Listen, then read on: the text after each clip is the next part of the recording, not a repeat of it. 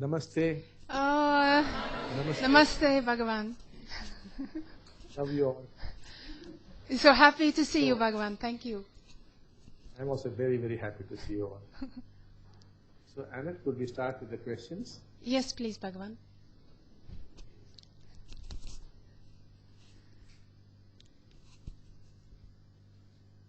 You seem to be completely in the dark. I cannot see you. Anyway. I know. I'm sorry. I got stuck in the dark. They turned the lights off, but I'm here. He can't see me. Du kan tända de lamporna så ser han mig också. Okay, here I am. I can Are you going to ask the question or the Dasa is going to ask the question? Oh, do I get to ask? Wow. Okay. Yes, how... So Dasa ask the question. Dear Bhagavan, how does the shift of 2012 affect regular people who are not even aware of consciousness or pranic energy? And how will they be liberated from their inner suffering?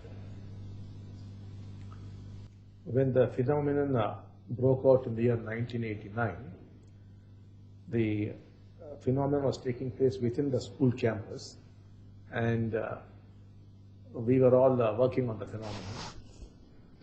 And what was happening was, people going on the roads 2 kilometers away, 3 kilometers away, they were being affected.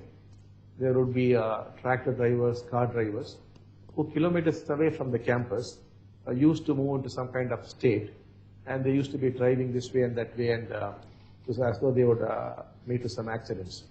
So that was when we started controlling the phenomenon. And probably had we let it loose, we do not know what would have happened. But similarly, what's likely to happen in 2012 is, whether they are aware of the phenomenon or not, whether they have received the blessing or not, when sufficient numbers of people make it, it would affect people all over the world in the form of a change of perception. That is, they would begin to feel more in their hearts for others. They would feel more connected. They would become more loving. They would become more kind. They would become better human beings. Not because somebody has told them something or anything like that. Very naturally, the conscious level would go up. They would not become awakened, of course, nor would they go into very high states of consciousness. But slowly they would realize that the thoughts are changing. The negative thoughts are becoming positive thoughts. It's becoming more holistic. It is becoming more inclusive. In short, we can say they would become better human beings. And that continues to grow. And probably after 5 years, 6 years, 10 years, they could also be awakened. So whether they are in Africa or in some far-off place, it does not matter. They would naturally be moving into the state of wholeness. It may not be very dramatic, but certainly it will ease out local conflict. It will ease out problems between individuals. That kind of thing will happen. And families would get closer. Families where they were fighting earlier, they would become very close to each other. Such results we will be getting. The youth will be happier. They might not be so inclined for taking drugs or other things. So these kind of results we could expect in 2012. Shall we move to the next question, Anette? Yes, thank you so much, Bhagavan. The next question, Bhagavan. What happens to our Antaryami in 2012? And dear Bhagavan, can you speak a little what will happen if we have you as the form of our Antaryami? And how to get a very strong connection with you? Well, the Antaryaman would become much more powerful in 2012. And if you have me as the Antaryaman, then I'm most likely to visit your home physically and have a chat with you.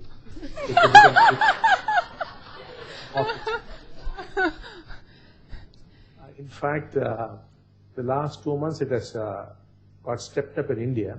A lot of people now are having a physical Antaryam, that is Amma Bhagavan being their homes, expounding the teachings.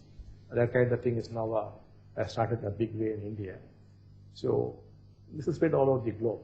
So we would not need a visa or a flight to travel. We could be right there probably in your home and having a conversation with you. So that is likely to happen. If the Antaryam becomes very powerful. And the best way to make it powerful is to cast Bhagavan into some mold that you know best, like father, brother, friend, something like that. in the best of your relationships and start relating the way you relate to them. Suppose there's a particular way in which you are very harsh with your father, you could be very harsh with me, no problem. It should more or less coincide with the kind of relationship you had with your father. Then the bond becomes thick. It's not necessary that you must be very kind and you must be wooing and you must be gentle. That's not required. It should reflect some known relationship you already have. If that happens, the Antaryaman becomes very, very powerful. So let's wait for 2012 and see. Yes. Thank you so much, Bhagavan. Thank you.